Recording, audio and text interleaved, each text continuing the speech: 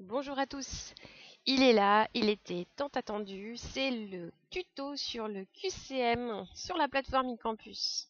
Alors n'hésitez pas à liker la vidéo YouTube pour que je puisse augmenter mon nombre d'abonnés. J'ai espoir qu'à la fin du confinement, je puisse avoir une petite rémunération par YouTube. Bon, je plaisante. Donc voilà, non, pour revenir à des choses un peu plus basiques, donc je vais vous montrer comment on fait un QCM sur eCampus. Ça permet éventuellement de remplacer des évaluations en ligne par ces petits QCM en temps limité. Alors il va falloir le paramétrer à mon avis pour éviter qu'il y ait des triches entre les étudiants parce que je sais qu'ils font des captures d'écran des questions et qu'ils se les envoient via Facebook. Alors je vais vous montrer ce que c'est qu'un test QCM en ligne. Donc sur un des cours que j'ai créé, donc par exemple un test de révision pour un contrôle. Donc ça a cette allure-là et on va pouvoir regarder l'allure. Donc en fait c'est un ensemble de questions. Donc ici j'ai proposé 10 questions où la navigation est libre, c'est-à-dire que les étudiants peuvent passer d'une question à l'autre s'ils n'arrivent pas à répondre à la première question. Donc on peut faire des QCM, on peut faire des mots à remplir, mais il faut faire attention à l'orthographe et la casse, donc je conseille d'éviter dans un premier temps. Et ça peut être aussi des vrais ou faux. Donc comment fait-on pour créer un test? Je vais revenir sur un cours et on va en créer un. La première chose que vous devez faire, c'est d'abord créer une banque de questions. Donc vous allez activer le mode édition de votre cours, aller sur les paramètres, plus, et ensuite ici vous avez questions. Alors, ces questions, par défaut, vous les laissez dans la catégorie FIA et vous allez créer une question. Choisir les choix multiples pour les QCM ou vrai-faux, par exemple. Ajouter. Donc là, je vous montre que QCM pour simplifier. Donc là, dans un premier temps, vous allez mettre le nom de la question. Ça, c'est juste pour vous. Cela n'apparaîtra pas aux étudiants. Ensuite, là, vous allez mettre la question, le texte de la question. Donc ça va être visible par les étudiants. Donc, par qui a été inventé le Covid-19. Voilà. Donc ça, c'est votre question. Et après, vous pouvez attribuer une note à cette question. Donc laissez un point au début. Ensuite, vous allez choisir si parmi les propositions, donc vous pouvez en faire 1 à 5, 1 à 5 propositions. Parmi les propositions, s'il y en a une seule qui sera juste, ou 5 qui seront justes, ou 3, 4. Donc là, vous choisissez soit il n'y a qu'une seule, soit il y a des réponses multiples autorisées. Moi, j'ai choisi réponses multiples autorisées. Et ensuite, je vous conseille de cocher, mélanger les réponses possibles. C'est-à-dire que si les étudiants font la question en même temps, eh ben, ils n'auront pas le même ordre des propositions. Donc pour un, ce sera la bonne réponse, ce sera la réponse A, tandis elle sera en réponse B pour le deuxième. Donc ils ne peuvent pas se dire question 1, c'est réponse A. Non, il faut qu'ils lisent et qu'ils comparent. Donc ça, déjà, ça limite la triche.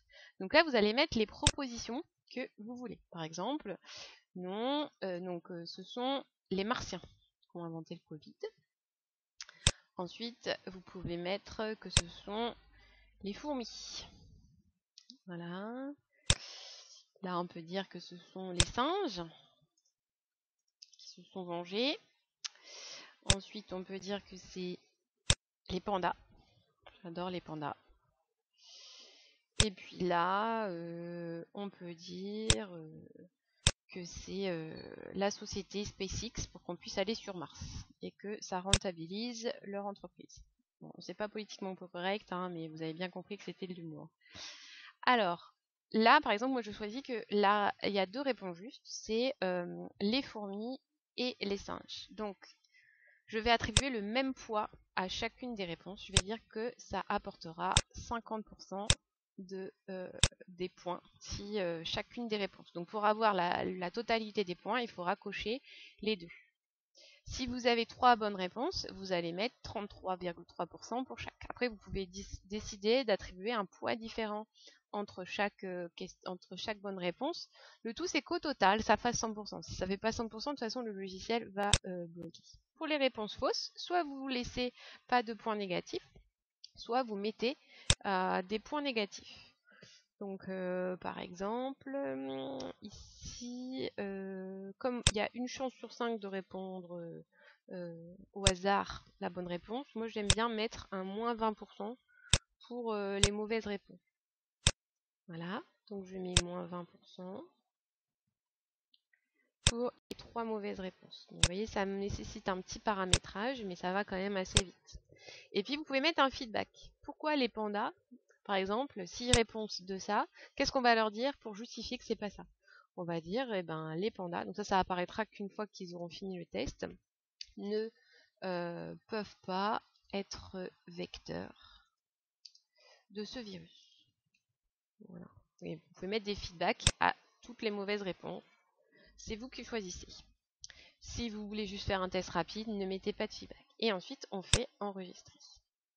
Donc sur ma page de questions, je vois apparaître la question que je peux visualiser. Voilà. Je peux aussi la remodifier en cliquant sur la petite roulette. Et je peux aussi la supprimer et la dupliquer. Si par exemple vous avez des questions très proches, donc ça va juste être un paramètre qui va changer. Donc dans ce cas-là, on la renomme pour savoir qu'est-ce qu'il y a. Par exemple, si je veux poser une question sur le Covid-20, qui existera l'année prochaine, eh ben, on peut du coup garder cette question, modifier les propositions, mais en tout cas limiter le travail à faire. Et ensuite, j'enregistre. Donc voilà, j'ai 2 questions. Donc là, vous choisissez par exemple de vous faire une liste de 20 questions qui seront les 20 questions de votre contrôle. Donc, je ne vais pas le faire. Donc une fois qu'on a ça, on va du coup créer le test. Donc on revient dans le cours. Je vais me mettre dans une section. Donc il faut activer le mode édition, absolument. Vérifier que vous avez activé le mode édition.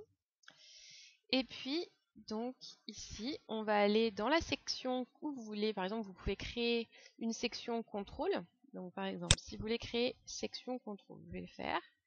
On va appuyer ici, augmenter le nombre de sections. Voilà. Donc je vais sur la section numéro 7 qui m'intéresse. Et cette section, je vais l'appeler DS en ligne. Voilà. Vous pouvez cliquer ici pour modifier les consignes. Par exemple, dire quand est-ce que les étudiants se connecteront. Les étudiants doivent se connecter le 3 avril. Moi, ça va être ça. À midi 55, le test durera 1 heure de 13h à 14h. Voilà, par exemple. Et on fait enregistrer. Donc là, j'ai créé ma section dans laquelle je vais mettre mon test. Et ensuite, on fait ajouter une activité ou une ressource.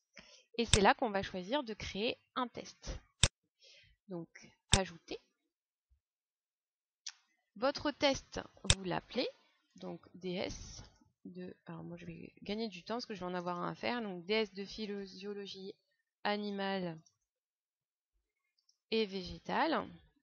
Donc là, vous pouvez mettre, par exemple, le programme de révision.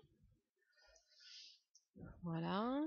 Et puis, donner des consignes. Les documents de cours sont non autorisés. Bon, après, il n'y a pas moyen de vérifier. Mais on peut les mettre quand même dans un cas de confiance. Voilà. Et on affiche la description sur la page de cours. Donc là, on met les différents points de révision. Alors, deuxième point, on va mettre le temps. Donc par exemple, moi, ce sera activé le 3 avril de 13h. Ils doivent se connecter à 14h. Donc, de 13h. Donc pareil, le 3 avril. Je vais mettre avril. À 14h. Tac. Et on va décréter que le test donc dure 1 heure. Donc 60 minutes. Voilà. Donc si jamais ils n'ont pas le temps de finir, même s'ils n'ont pas cliqué sur envoyer, ça enverra leur tentative en cours directement. Ils n'auront pas tout perdu. Après, on règle la note. Donc la note, Là, vous choisissez le nombre de tentatives qu'ils peuvent réaliser. Si vous estimez que, par exemple, qu'ils aient la possibilité de faire 3 tentatives, vous choisissez 3 tentatives. Là, si on veut se mettre en condition d'examen, on choisit qu'une seule tentative. S'il y a plusieurs tentatives, on va lui choisir la note la plus haute ou la moyenne des 3 tentatives. Bon, en l'occurrence, ici, moi, je vais faire qu'une seule tentative, donc il n'y a pas d'autre chose à régler. Mise en page. Je conseille de mettre une seule question par page. Sinon, ils ont toutes les questions déjà. Ils peuvent faire une capture d'écran et envoyer ça à leurs copains. Ensuite, on va imposer un mode de navigation. Soit ils peuvent, s'ils ratent la question 1 ou ne savent pas, ils peuvent aller directement à la question 10 par exemple. Sinon, on peut décider qu'ils doivent forcément répondre à la première question pour aller à la question suivante. Moi, personnellement, je vais choisir ça parce que ça va éviter qu'ils se passent des questions qu'ils ont déjà traitées aux autres. Donc chacun va avoir son propre tempo. Voilà. Comportement des questions. Donc si on ne veut pas qu'ils puissent passer d'une question à l'autre, que ce soit question 1, puis question 2, puis question 3, on met séquentiel. Comportement des questions. Est-ce qu'on mélange les éléments des questions? C'est-à-dire est-ce que les propositions A, B, C, D, E peuvent être mélangées? Moi je vous conseille oui pour éviter que les étudiants disent question 1, c'est la réponse A, sachant que la réponse A va être différente selon les étudiants. Et ensuite, on va aussi conditionner les options de relecture. Il faut absolument enlever les feedbacks après les tentatives. Donc vous décochez tout ça. Autrement dit, si un étudiant finit au bout de 30 minutes et qu'il a sa réponse, en fait, il va pouvoir envoyer les réponses aux autres étudiants qui sont encore en train de faire l'exercice. Donc il faut attendre la fermeture du test pour avoir finalement leurs résultats avec leurs points, si ça a été correct, et les réponses justes. Voilà. Et je vérifie, apparence, il n'y a pas besoin. Et on enregistre et on revient. Je reviens à mon DS. Et là, on va cliquer sur le DS pour ajouter des questions. Donc, je clique sur le DS. Et aucune question n'a encore été ajoutée. Donc, on va modifier le test. Et c'est là que l'on va ajouter des questions. Donc, je vais dans Ajouter, de la banque de questions. Et là, je vais retrouver les 2 questions que j'ai trouvées. Ajouter au test sélectionné. Voilà. Et ce qu'on peut faire, c'est au choix, c'est de mélanger les questions. C'est-à-dire que la question 2 ne sera pas la même que la question 2 pour un autre étudiant. Ce qui fait qu'ils pourront pas être, ils auront chacun leur propre tempo, leur propre progression et pas se passer les questions entre eux. Mais ça, c'est au choix. Sinon, si ça vous intéresse pas et que vous voulez absolument la question 1 arrive avant la question 2, parce qu'il y a un problème pédagogique, vous cliquez pas sur mélanger. Moi, je vais mettre mélanger. Voilà. Et là, vous pouvez ajouter vos 10 questions et vous arranger pour qu'il y ait bien une page par question. Après, s'il y a une question qui est plus dure que l'autre, vous pouvez mettre 2 points à cette question et moins à d'autres. Et donc, ça va vous donner un total de notes.